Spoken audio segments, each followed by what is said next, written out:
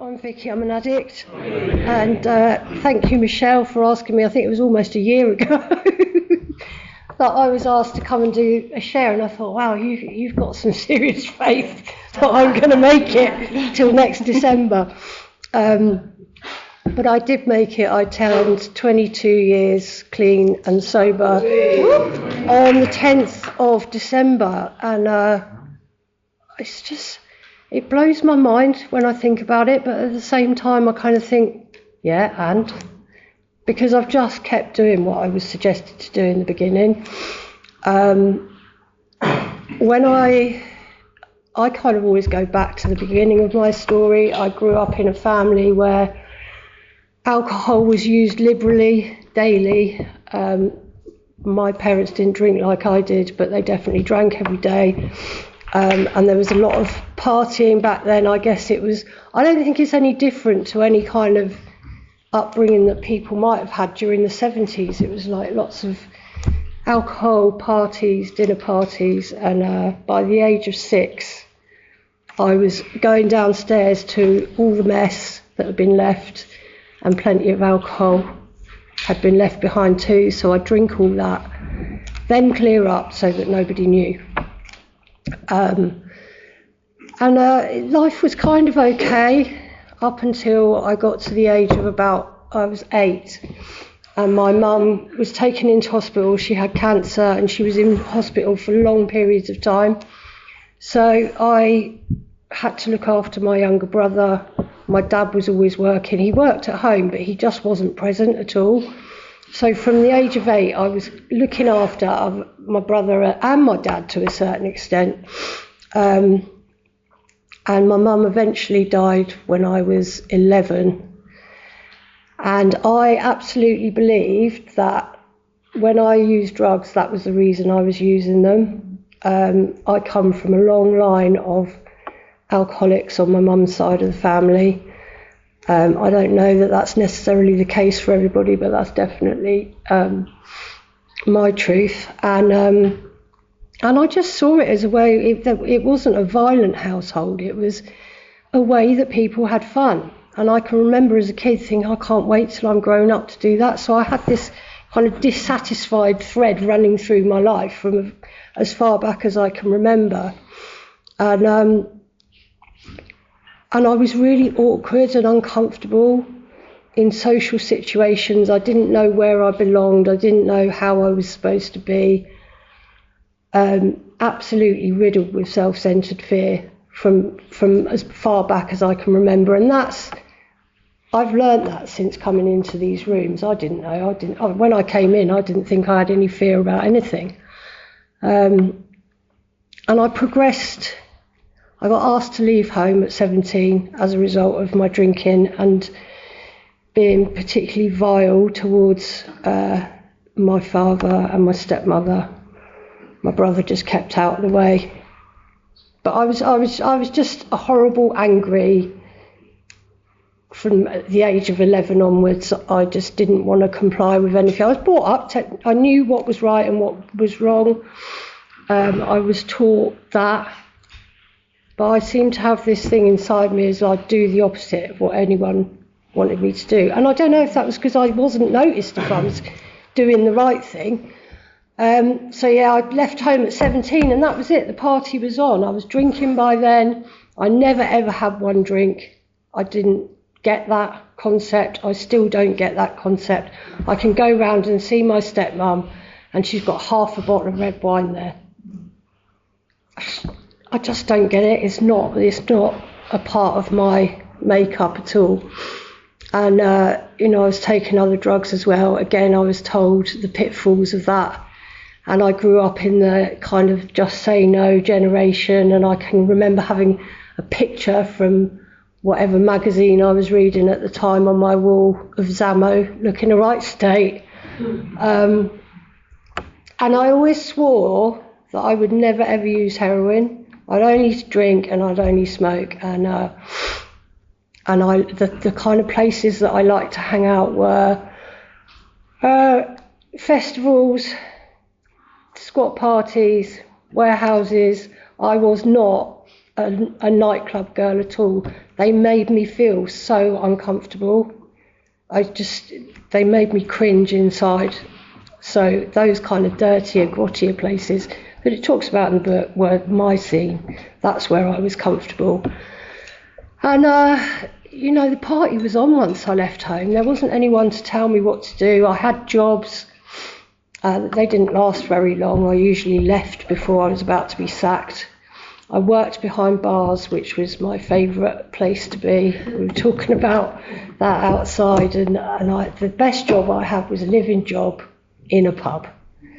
And my using just kind of progressed. My groups of friends would change as my using got worse, and I always sought out people that looked worse than I did, so therefore I was okay. And it was fun. I did have a lot of fun, and it got to a point where the kind of people that there was two groups of people. I come from a really small town. There was two groups of people. There were the Scots and the punks, and then there was us lot. And they were very separate, and they were all the ones that were taking heroin and doing the harder drugs, and we were all in the pubs having fun. And then it got to a point where those kind of paths merged, and the first time I ever took an opiate was at Glastonbury in a chillum, and I didn't know until after I'd done it. And I knew then that if ever that came in my path again, I was definitely going to do it, because it was just the ease and comfort that I wanted. It just took everything away. And I can remember thinking, if someone just came and kicked me in the head now, I'd smile. That's how it was. And obviously, I chased that. Eventually heroin came in on the scene, and I was very clever. I would only do that at the weekends because I didn't want to become a drug addict. I'd smoke and drink all week, so therefore I had a problem with neither. I just didn't get it at all. And the weekends got longer, and I can remember the first time waking up and realising that I was sick because I needed to go and score, and just the arrogance of it. How could that have happened to me? Like I was above everyone else. I wasn't going to. Even my dad said when I first went to the doctors, well, that's because you're from good breeding. So it's like, it doesn't discriminate. There's plenty of people out there that have, high society. I think in the government they sniff cocaine off the toilet seats in Parliament. I'm sure I've heard something like that, and that doesn't surprise me in the least. But it doesn't discriminate. This disease does not discriminate. Class, race, whatever. It just, for me, it took me, and I got to a point where, my friends were dying, and I kind of knew that if I carried on, but how long was that going to take? I was miserable. Was it going to take 10 years before I died of active addiction? And I kind of woke up a bit and ended up going into a treatment centre. But the other thing that was a problem for me was I was always in relationships, one to the other, one to the other, one to the other. I could not be on my own, couldn't cope with it. And they were generally violent or emotionally abusive. And I was in a violent relationship for 10 years rather than be on my own. And I look back and just think that's insane. And anyway, I ended up going into a treatment centre, partly to get away from the relationship that I was in, but also that I wanted to get off heroin. And I had no idea what I was going in there for. When I look back at it, it was just like a detox. Yeah, I'll come out, do a bit of treatment. I'll come out, I'll go back to drinking and smoking dope. Because that was okay. I could manage that. And that wasn't the case. I ended up coming down to Bournemouth and worked out not very quickly at all. I wondered why I was in Bournemouth doing secondary treatment. I was clean for 6 weeks clean. I don't need any heroin, and I had absolutely no idea that the way I behave and conduct myself can take me back to using. So I found that out quite early on. I remember signing this list of rules, and they said,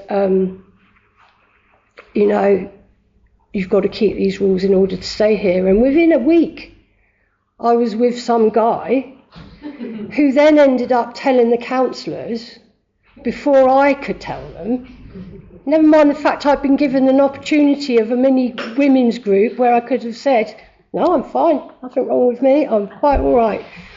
But when that happened and I was caught out, the first thing that came into my head is I need to go and score, because I felt so ashamed and uncomfortable, and I felt found out.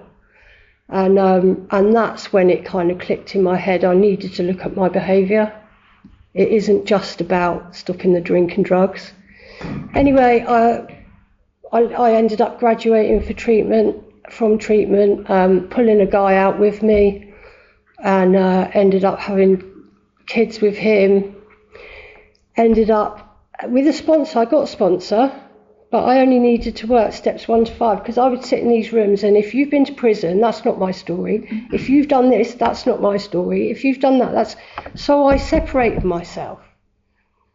And I worked steps 1 to 5, and I was in this relationship. We ended up having a drink, having some gear, getting some crack, and then I'm being a miserable, moany old bag in the meetings, and they say, oh, I've used... and how terrible it is. And I stopped, and then I started again. It was Christmas, and I got absolutely mullered on Christmas Eve, offended loads of people who were friends of my now ex-husband, and didn't drink again for a week. And then the following week I had 3 drinks.